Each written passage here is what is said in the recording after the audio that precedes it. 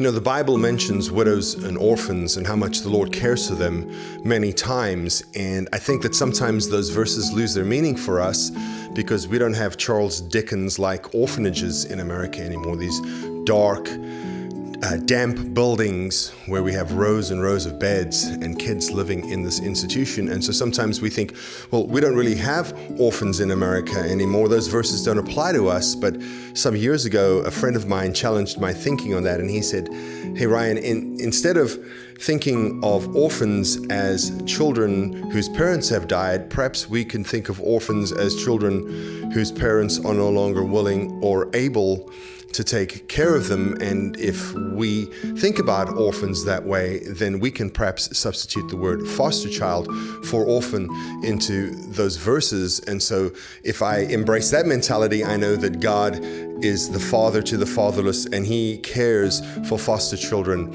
and widows.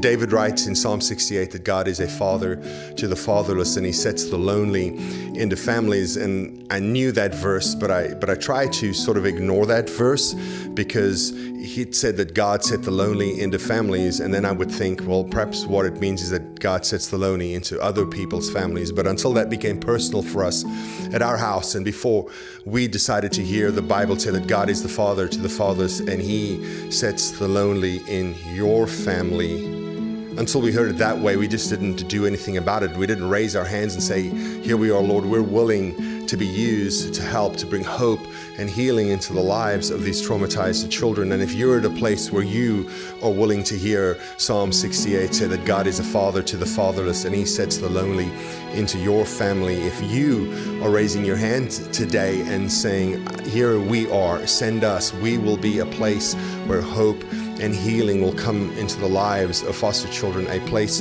where they can learn to trust adults again and they can learn what healthy relationships look like, then we want you to contact us.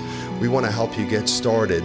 So if that's you today, please reach out to us and we'll help you get started in one of the many programs we have here at CK Family Services, whether it's traditional foster care or treatment foster care.